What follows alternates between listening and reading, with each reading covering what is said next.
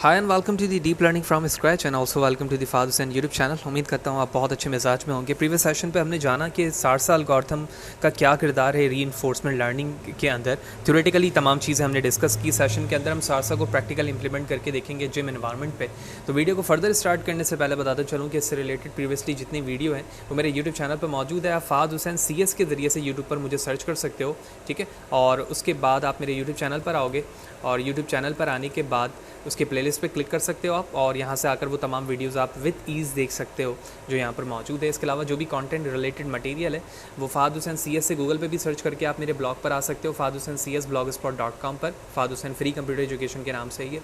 और इसमें एक सेपरेट नेविगेशन बार है डीप लर्निंग का, इस पर क्लिक करने के बाद तमाम चीज़ें डाउनलोड फ्रीली कर सकते हैं। लिहाजा अगर आप मेरे यूट्यूब चैनल पर नए हो और चैनल को सब्सक्राइब नहीं किया तो चैनल को सब्सक्राइब करो यार, ताकि अपकमिंग वीडियोज़ के हवाले से तुम्हें बर वक्त जानकारी मिले और जो चीज़ें अपकमिंग आने वाली हैं वो तुम्हें तरतीब से मिलती रहे, ठीक है। तो वीडियो को स्टार्ट करते हैं।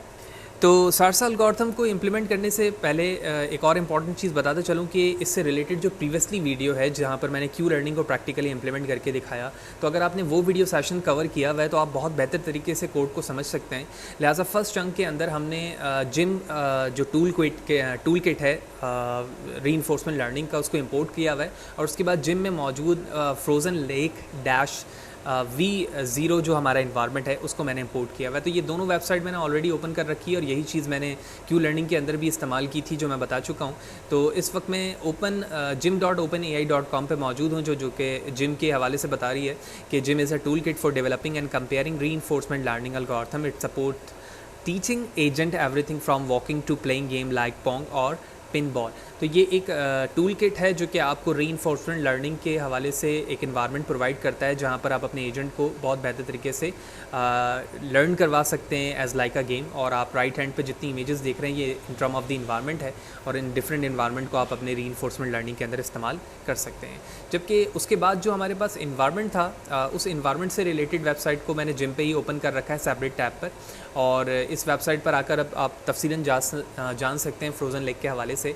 तो राइट हैंड इमेज पर आप एक डिस्प्ले आउटपुट को देख रहे हैं जो कि डिफरेंट डायमेंशन को ज़ाहिर कर रहा है फ्रोज़न लेक के, जिसमें अगर हमारा एजेंट अप मूव होता है, राइट मूव होता है, लेफ़्ट मूव होता है, या फिर इसी तरह से चारों डायमेंशन पे जहाँ जहाँ उसकी मूवमेंट होगी उस हिसाब से उसकी स्टेट्स को यहाँ पर रिप्रेजेंट किया जा रहा है। तो ये तमाम स्टेट्स क्या कहलाते हैं और क्या मीनिंग है इसी पेज पर नीचे की तरफ बताया जा रहा है, जो कि SFF जो है वो स्टार्टिंग पॉइंट को ज़ाहिर करता है, FH जो है फ्रोज़न सरफेस को, जबकि FFH जो है hole fall of your doom को ज़ाहिर करता है, जबकि HFG जो है वो goal where the frisbee is located को रिप्रेजेंट कर रहा है।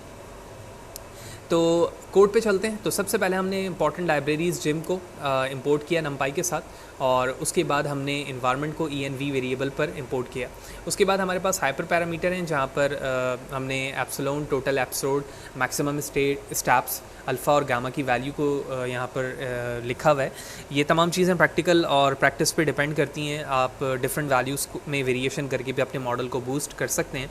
और एट लास्ट इस चंक पे हमने अपने क्यू टेबल को इंपोर्ट किया हुआ है, ठीक है। तुम्हें याद होगा जो क्यू लर्निंग के अंदर हमने इन्वायरमेंट डॉट ऑब्जर्वेशन स्पेस के ज़रिए से देखा था कि हमारे पास कितने स्टेट्स मौजूद हैं, ठीक है, और कितने एक्शन हैं, और उन दोनों को हमने क्यू लर्निंग के पैरामीटर में 4/16 से रिप्रेजेंट किया हुआ था। तो यहाँ पर हमने वेरिएबल इनिशियलाइज नहीं किया बल्कि डायरेक्टली ही 0 के अंदर एज अ पैरामीटर स्टेट और एक्शन की क्वांटिटी को कॉल करके एक empty 0 base Q learning table create की हुई है, ठीक है। लिहाजा इस चंक को मैं एग्जीक्यूट करने के बाद वेरिएबल क्यू को दिखाऊंगा, तो वहाँ पर आपको ये बात समझ में आ जाएगी कि 4/16 की जो क्यू लर्निंग की टेबल है उसको हमने यहाँ पर डिफाइन प्लस इनिशियलाइज कर लिया, और अब इसी टेबल को हम अपने सारसा एल्गोरिथम में लर्निंग के फॉर्म पर इस्तेमाल करके फिल करेंगे, और उसके बाद फिर average reward as like Q learning हासिल करेंगे।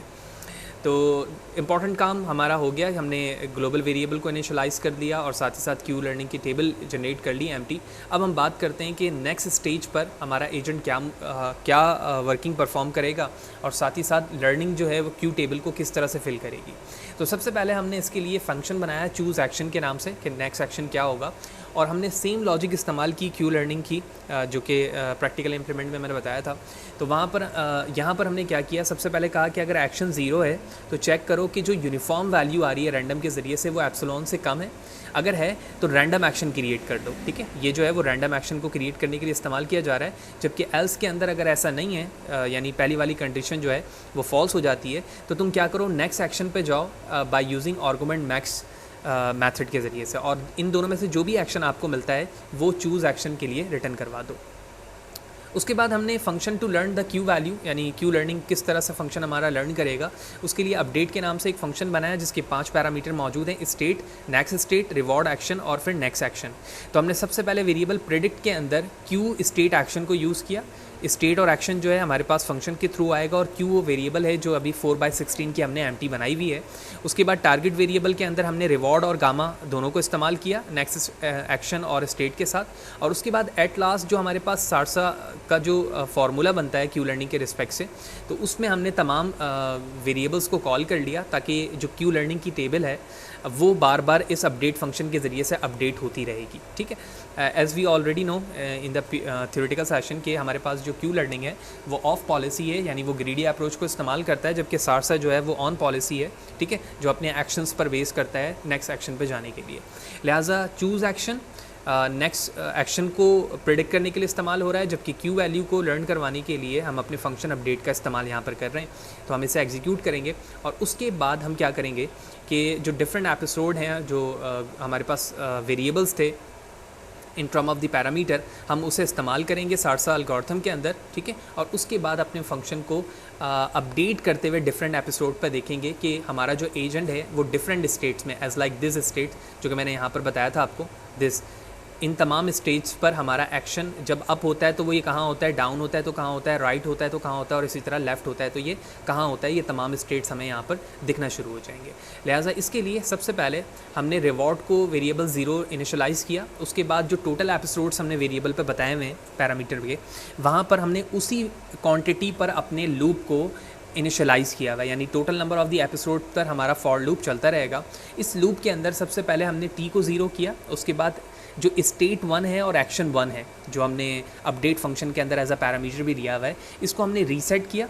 ठीक है, यानी हमने बिल्कुल स्टार्टिंग से लेकर आए हैं हम स्टेट को, और एक्शन में हमने चूज़ एक्शन जो हमारे पास फंक्शन था, अभी हमने 2 फंक्शंस बनाए हुए थे, अपडेट और चूज़ एक्शन, उसमें हमने स्टेट को इस्तेमाल करते हुए कॉल किया हुआ है। उसके बाद हमने लूप बनाया ट्रेनिंग के लिए ताकि विजुलाइज़ कर सकें हम अपनी ट्रेनिंग को। उसमें कहा कि जो मैक्स स्टेप है, अगर मैं मैक्स स्टेप शो करूँ, जूम आउट करते हैं, ठीक है, तो ये हमारे पास मैक्स स्टेप था 100, और टोटल जो एपिसोड्स हैं हमारे पास वो 10,000 है। ठीक है, और उसके बाद हम कोड सेशन पर वापस चलते हैं, और यहाँ पर हमारे पास नेक्स्ट स्टेज है। नेक्स्ट स्टेज में हमने चारों वेरिएबल को कॉल कर लिया जो हमें इन्वायरमेंट के स्टेप्स के ज़रिए से मिलेंगे, यानी नेक्स्ट स्टेज, रिवॉर्ड, डन और information.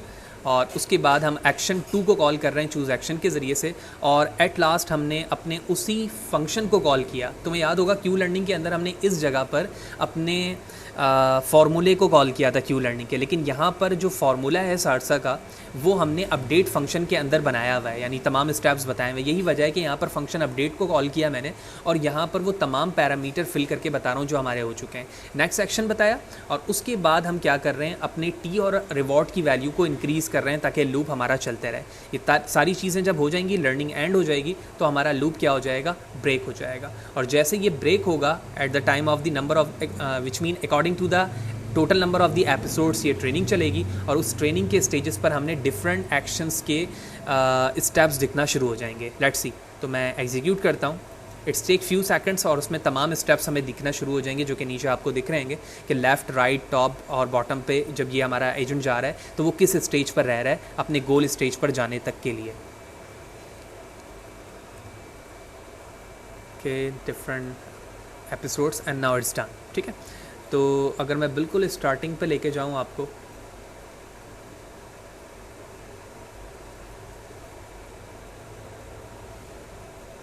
Now here it is, तो मैं बिल्कुल स्टार्टिंग पर अब आ चुका हूँ ऑलमोस्ट। तो streaming output truncated to the last 500 lines, ठीक है।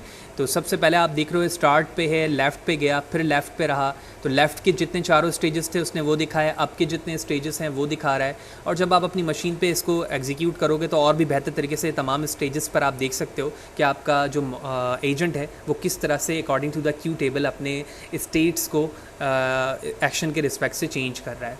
अब बारी एट लास्ट हमारी बिल्कुल वही आ जाती है जहाँ पर हम अपने टोटल परफॉर्मेंस को देख सकें कि हमारी टोटल ओवरऑल परफॉर्मेंस क्या रह रही है सारसा की, और साथ ही साथ हम अपने उस क्यू टेबल को देख सकें जो कि हमने इनिशियली 4/16 पर एम्प्टी बनाई थी, और अब सारसा के ज़रिए से ट्रेनिंग के बाद हमारी क्यू टेबल किस तरह से विजुलाइज हो रही है।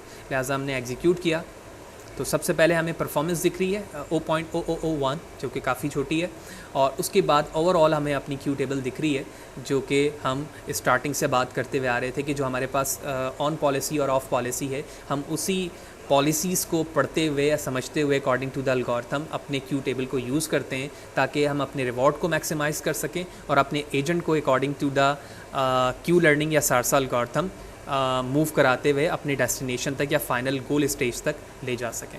तो होपफुली आपको बात क्लियर होगी कि सारसा एल्गोरिथम्स क्या है, प्रैक्टिकली हमने किस तरह से उसको जिम इन्वायरमेंट को इस्तेमाल करते हुए देखा, क्या चेंजेस थी क्यू लर्निंग के, वो भी चीज़ आपको क्लियर होगी। तो फिर भी अगर कोई सवाल है, कोई चीज़ अगर समझ में नहीं आई है तो कमेंट सेक्शन में पूछो, आप कोशिश करूँगा आपको बर वक्त जवाब दे सकूँ। वीडियो अच्छी लगी हो तो लाइक करो, ज़्यादा से ज़्यादा लोगों को शेयर करो, क्योंकि ये जो प्रैक्टिकल इम्प्लीमेंटेशन है ये हमारी लास्ट ही ना सिर्फ रीइंफोर्समेंट लर्निंग के अंदर बल्कि साथ ही साथ डीप लर्निंग फ्रॉम स्क्रैच में भी, जो कि एक बहुत ही लॉन्ग जर्नी चली। और नेक्स्ट सेशन के अंदर हम अपने complete deep learning from scratch को वाइंड अप करेंगे, यानी क्लोज करेंगे लास्ट मोटिवेशनल या फिर एडिशनल लर्निंग के रिस्पेक्ट से क्या अब हमें आगे क्या करना है और हम किस तरफ मूव होंगे। ठीक है, तो नेक्स्ट वीडियो तक के लिए इजाज़त दीजिए। Thank you.